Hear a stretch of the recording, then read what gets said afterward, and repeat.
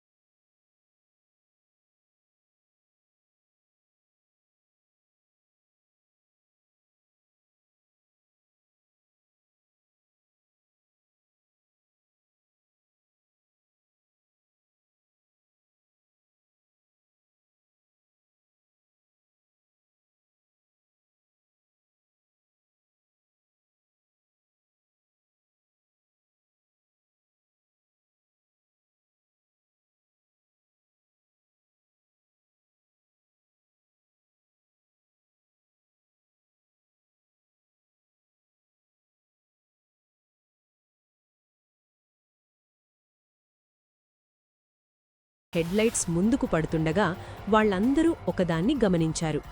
దూరంగా చెట్ల మధ్య ఒక చిన్న కట్టడం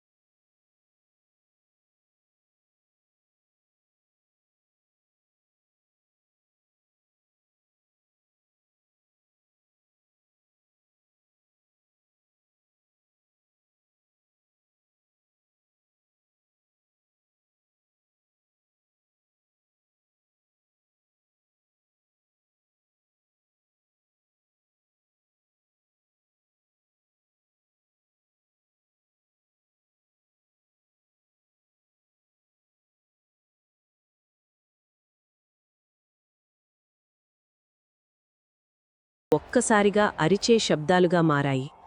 సిరి చెవులు మూసుకుంది. రాహుల్ గట్టిగా చాలు అని అరవడం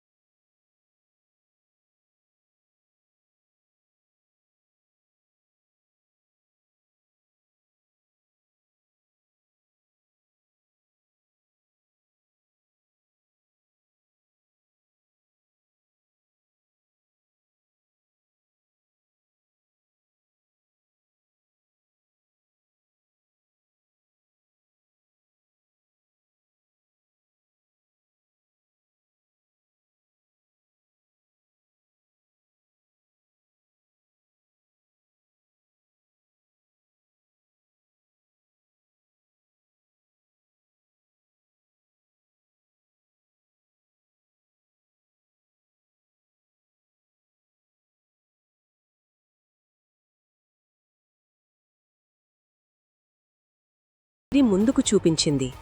దూరంగా మళ్లీ ఆ ఇల్లు కనిపిస్తోంది. ఇది ఎలా సాధ్యం? రాహుల్ నిశ్శబ్దంగా అన్నాడు. వాళ్లు కాసేపటి క్రితమే అక్కడినుంచి పరుగెత్తుకుంటూ వచ్చారు. కాని ఇప్పుడు అదే ఇల్లు మళ్లీ వారి ముందే ఉంది. ఈసారి తలుపు పూర్తిగా తెరిచి ఉంది. లోపల దీపాలు వెలుగుతున్నాయి. ఎవరో ఆహ్వానిస్తున్నట్టు అనిపించింది. గాలి మెల్లగా లోపలికి లాగుతున్నట్టు అనిపించింది. దివ్య వెనక్కి తగ్గింది. లోపలికి వెళ్లొద్దు అంది. కాని ఒక్కసారిగా మేఘ కళ్ళు గాజులా మారిపోయాయి. ఆమె నెమ్మదిగా ముందుకు నడిచింది. వాళ్లు పిలుస్తున్నారు అని మెల్లగా అంది. రాహుల్ ఆమెను ఆపడానికి ప్రయత్నించాడు. కాని ఆమె చేతిని తాకగానే అతనికి మంచు తాకినట్టు చల్లగా అనిపించింది. మేఘ లోపలికి అడుగుపెట్టగానే తలుపు గట్టిగా మూసుకుపోయింది. మిగతా నలుగురూ బయటే మిగిలిపోయారు. లోపల ఒక్కసారిగా పిల్లల నవ్వులు, తర్వాత గట్టిగా అరుపు. రాహుల్, రక్షించు! మేఘా స్వరం వినిపించింది. రాహుల్ తలుపు కొట్టాడు. విక్రమ్ తోశాడు. కాని తలుపు కదలలేదు. ఒక్కసారిగా లోపల నిశ్శబ్దం. తలుపు మెల్లగా తెరుచుకుంది. లోపల ఖాళీ, దుమ్ము కప్పుకున్న హాల్ మాత్రమే ఉంది. కాని గోడపై కొత్త ఫోటో వేలాడుతోంది. ఆ ఫోటోలో ఇప్పుడు 6 కనిపిస్తున్నారు.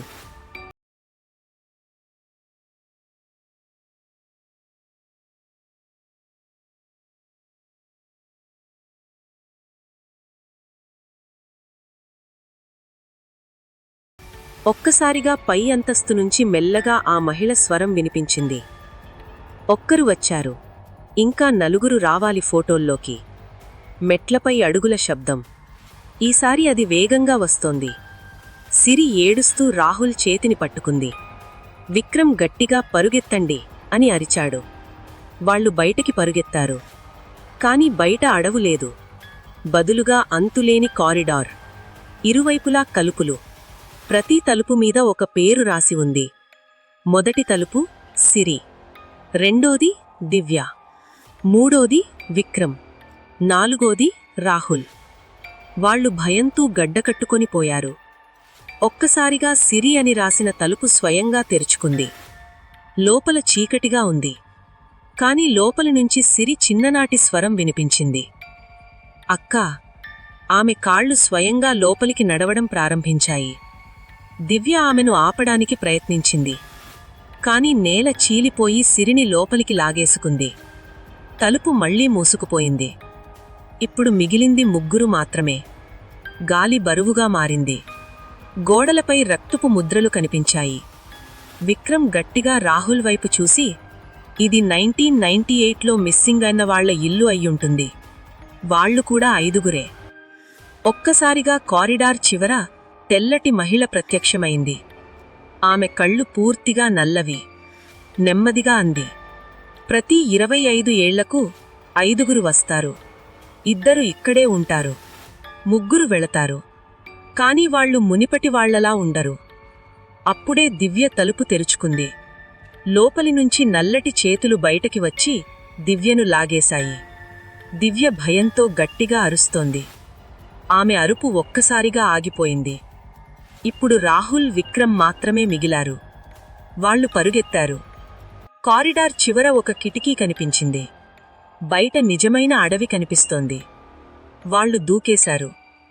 మరుసటి ఉదయం స్థానిక పోలీసులు అడవిలో 2 యువకులను కనుగొన్నారు. రాహుల్, విక్రమ్. వారు షాక్లో ఉన్నారు. మాట్లాడలేకపోతున్నారు. మేఘ, సిరి, దివ్య కనిపించలేదు. పోలీసులు ఏం చెప్తున్నారంటే ఆ ప్రాంతంలో ఎప్పుడూ ఇల్లు లేదు. కానీ అడవిలో లోతుగా ఒక పాత ఫోటో దొరికింది. ఆ ఫోటోలో 1998లో మిస్సింగ్ అయిన 5 యువకులు నిలబడి ఉన్నారు. వారి వెనుక తెల్లని చీరలో అదే మహిళ. ఆ ఫోటో పక్కన ఇంకో కొత్త ఫోటో ఉంది. అందులో మేఘ, సిరి, దివ్య, ఇంకా 2 తెలియని నీడలున్నాయి. ఆ తర్వాత ప్రతి 25 ఏళ్లకు ఒకసారి ఆ అడవిలో 5 మిస్ అవుతారని పోలీసులు చెప్పారు. ఇప్పుడు 2025 అయిపోయింది. మళ్లీ 2050లో ఇంకో 5 వెళతారా? మీరు ఎప్పుడైనా అడవిలో ట్రెక్కింగ్కి వెళ్ళి ఎక్కడా లేని ఒక ఇల్లు మీకు కనిపిస్తే లోపలికి అడుగుపెట్టే ముందు ఒకసారి ఆలోచించండి. ఎందుకంటే అది అడవి కాదు, అది మీ చావుకు ఆహ్వానం. మన దెయ్యాల కథల ఛానల్ని అందరూ తప్పకుండా సబ్స్క్రైబ్ చేసుకోండి. మీకోసం ఇలానే మరిన్ని దెయ్యాల కథలతో మీ ముందుకు వస్తూనే ఉంటాను.